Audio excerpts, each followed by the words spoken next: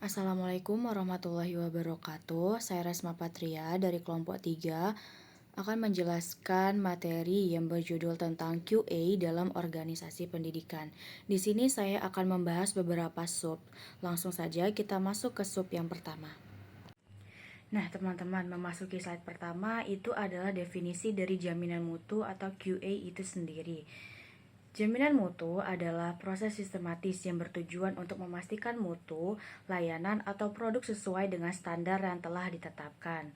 Nah, dalam PPT tersebut juga menjelaskan dalam konteks pendidikan, QA memastikan bahwa seluruh kegiatan, baik akademik maupun non-akademik, berjalan sesuai dengan standar mutu pendidikan.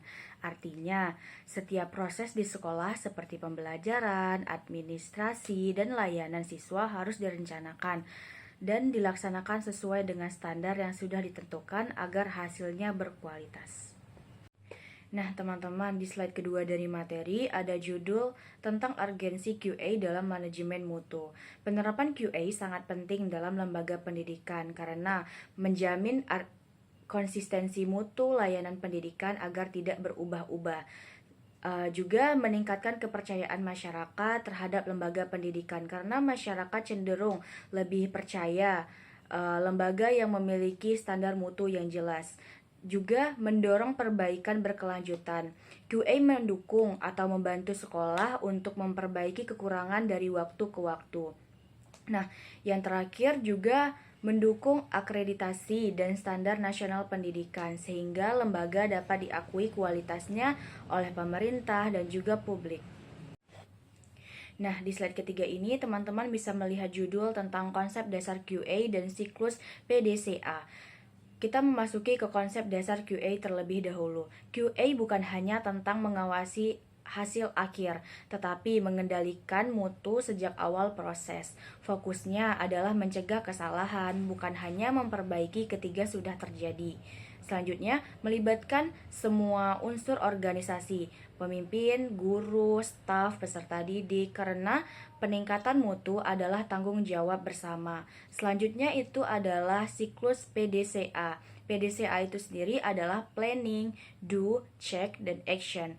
Planning itu adalah merencanakan kegiatan peningkatan mutu berdasarkan kebutuhan dan standar yang ada. Do itu adalah melaksanakan rencana sesuai dengan prosedur yang telah disepakati. Check itu adalah memeriksa dan mengevaluasi hasil pelaksanaan untuk melihat apakah sudah sesuai dengan standar. Yaitu yang terakhir adalah action. Action itu adalah melakukan tindak lanjut dan perbaikan berdasarkan hasil evaluasi.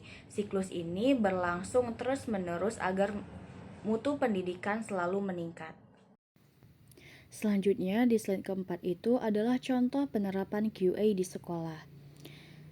Nah, tadi sudah dijelaskan apa itu PDCA. Nah, yang pertama, plan, menyusun standar kompetensi guru dan kurikulum. Do, melaksanakan kegiatan pembelajaran sesuai dengan standar tersebut. Check, melakukan evaluasi hasil belajar siswa dan observasi kelas untuk menilai kualitas pelaksanaan pembelajaran. Dan yang terakhir ada action, menindaklanjuti hasil evaluasi, misalnya dengan pelatihan guru atau revisi kurikulum agar mutu terus meningkat. Contoh ini menunjukkan bagaimana QA bisa ditetapkan secara nyata di sekolah untuk menjaga dan meningkatkan kualitas pendidikan. Selanjutnya dan terakhir, kita masuk ke slide kesimpulan.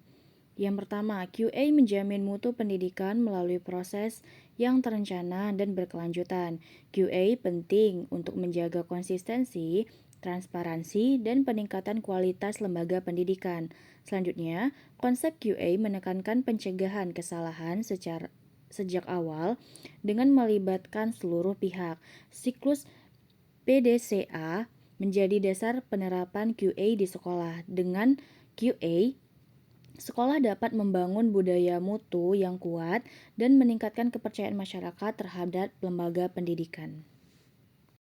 Mungkin hanya sekian yang bisa saya sampaikan mengenai materi ini. Kurang lebihnya saya mohon maaf. Saya tutup. Wassalamualaikum warahmatullahi wabarakatuh.